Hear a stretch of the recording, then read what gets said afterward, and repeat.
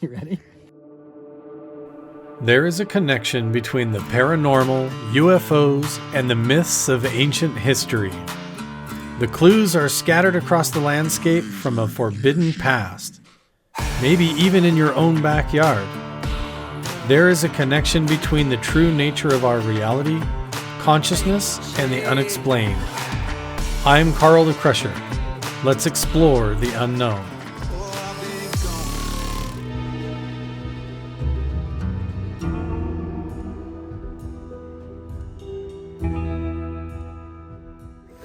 Right there. And then the pile basically went dragged that way. All the way up the hill around the saloon in front to the road. Yeah. From Mount Wilson into the meadow where all the supernatural and paranormal activity occurs, where UFO sightings and alien interaction happens. Could this be a clue to what Jacques Vallée, Bob Bigelow, the whole Bass and Mids team early on were up here looking for and digging at and trying to find something underground here? Is this a clue to what they were talking to or referring to as the portal? We're getting like a really crazy high signal.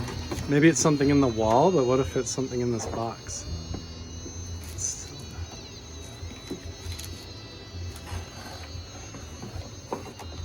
What have you got in there? What?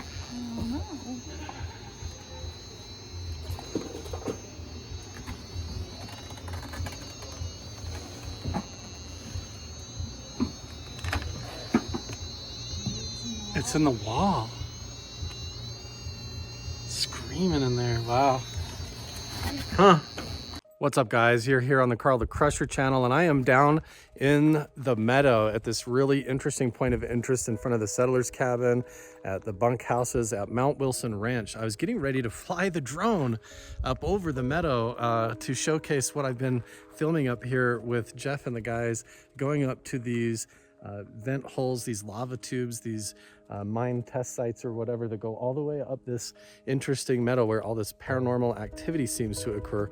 But as soon as I tried to go fly my drone, it emergency landed. The battery completely drained from full to zero, and I had to just basically like bring it immediately back down as soon as I took off, which is crazy because I charged the whole battery overnight and before I came up here, so there shouldn't be any reason for it suddenly to battery drain on me.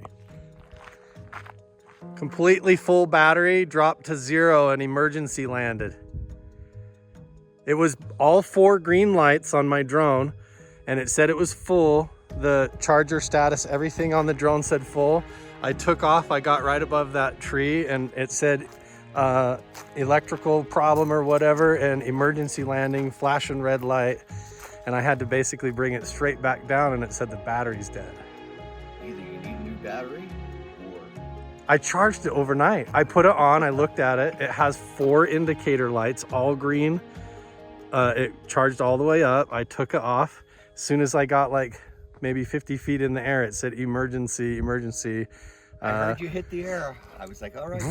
I was recording it all and everything, and it had to come straight back down and land, and it said battery like was at 1%, and I barely got. Try it again. I'm gonna try. It happens. Yeah. Remember, well, we're encroaching on Halloween. This is right where the portal was, or whatever they were supposed to. Right here somewhere is some kind of a energy anomaly. Right there. That's where the bulldozer was. Right there is where it was stuck. Right there. Right there, where they had the backhoe stuck. No, bulldozer. Or bulldozer. Bulldozer. Yeah. When Adam said it was a D8. D8 bulldozer. To the seat. What the heck were they looking for here? Okay, well, we're gonna try and charge up the drone and see if we can get it working. Look, it was completely full and now it's just blinking 1 green light. I had all 4 lights going when I took off. It's constantly something like this. My phone will just be full and then drone drains, all that same kind of energy draining going on here. Okay, we'll try this again in a little bit. So we had Adam come up with his drone. Mine's all charged now. Now yours is erroring out? Mm-hmm. And I've never had a problem with mine ever once. Like, yeah. That's why when you said yours wouldn't work, I'm like, well, I'll bring mine. Mine works every time. And now it's not, right? Mm-mm. What's it saying on the screen? Just, it won't connect. It wants me to keep pressing and holding, but it ain't even making a difference. The mountain does not want to be filmed today, Adam. Well, I just have to see what happens, I guess. I know. So mine's fully charged. I'm gonna give it a shot. So no explanation whatsoever. We are chasing around technical difficulties today. So I've got my drone here. Adam's got his. Nothing but equipment problems and energetic failures. Here we are on Halloween weekend at Mount Wilson Ranch, right by this interesting triangle meadow in front of the settler's cabin.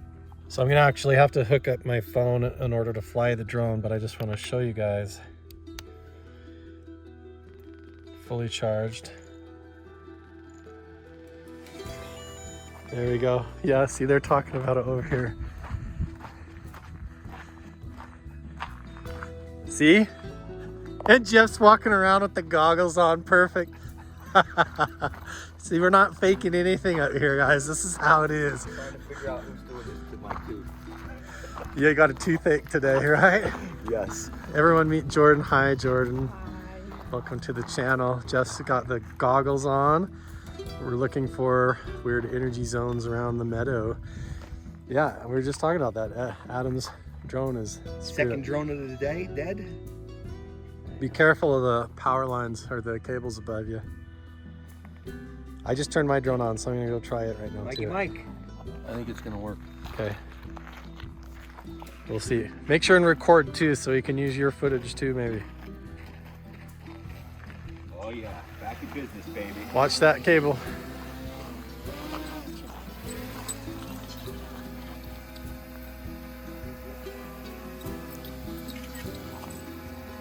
Okay, I'm gonna go fire mine up too. So the idea is we're gonna try and fly up the meadow to try and get an overhead view of how Craw Creek flows from the bottom of the meadow in the valley here all the way up the mountain where these lava vent tubes are coming up, and why this was the focus of so much intrigue and study from the NIDS and BASS team with Bob Bigelow and all of his research with Jacques Vallée up here. So we're gonna do a flyover right now. Hopefully our drones will actually perform and the energy zone here doesn't just wipe them out.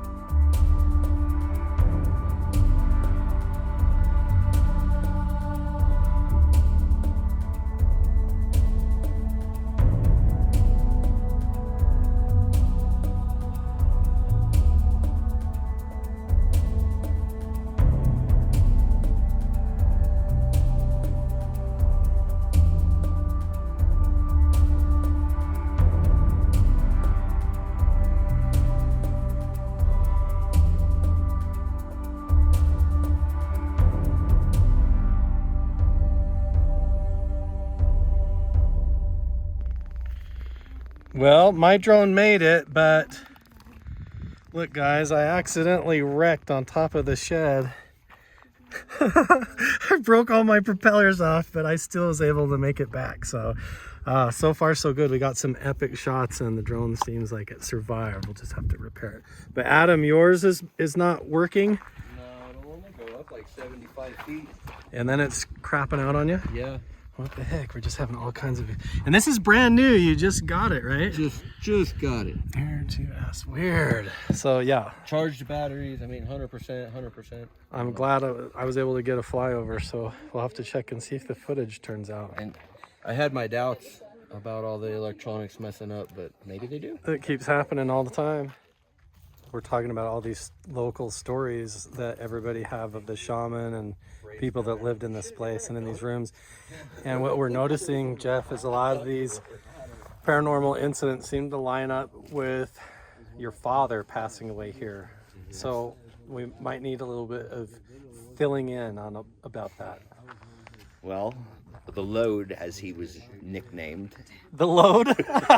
Okay, awesome. Yep. And my mother was Mother Load. He lived a year of his life down in room A.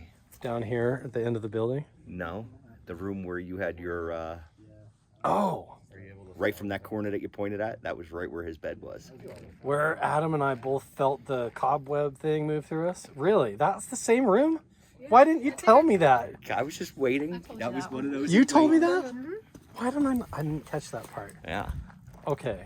The smell of coffee has Right. been reported Smell of many co- times. You did tell me the smell I of told coffee. you he was the jokester, and that was what I was telling you about him. Was that Right. he was the prankster in that room.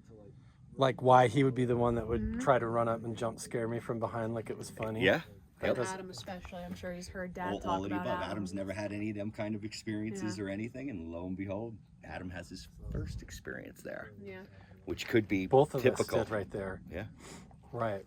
And now, I mean, so we just talked to someone. We're going to interview her probably later at another time.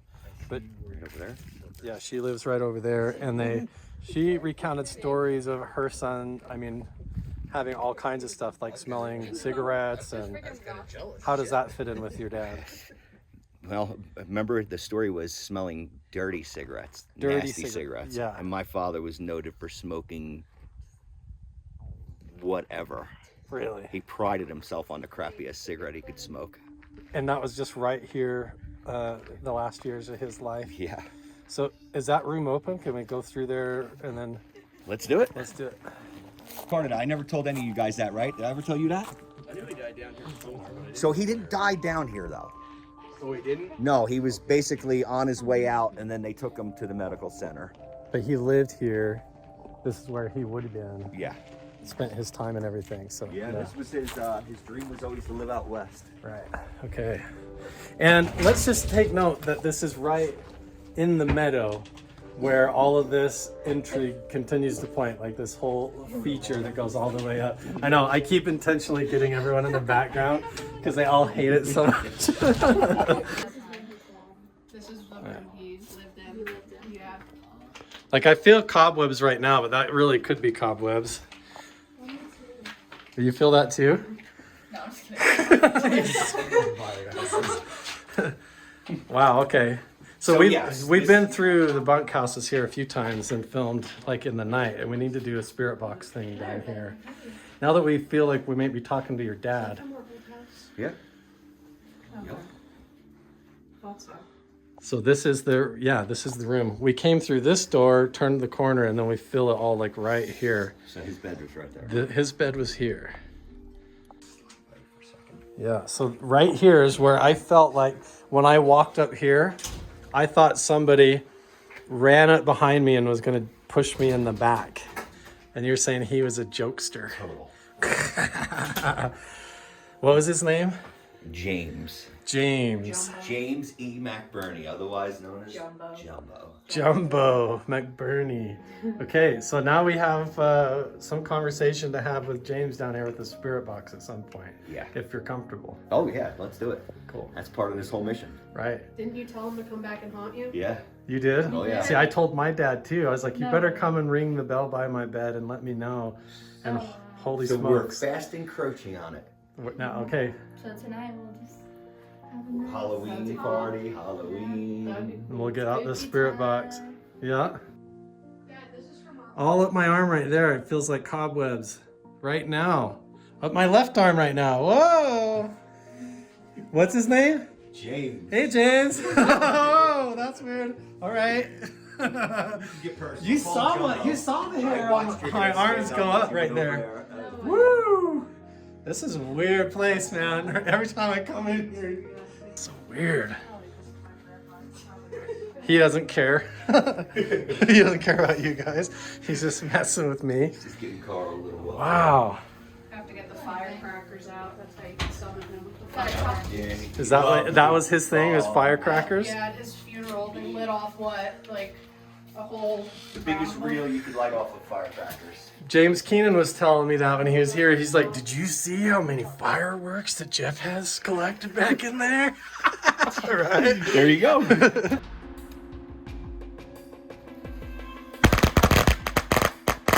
The spirit box just said a name. Jimmy? Was that your dad's name?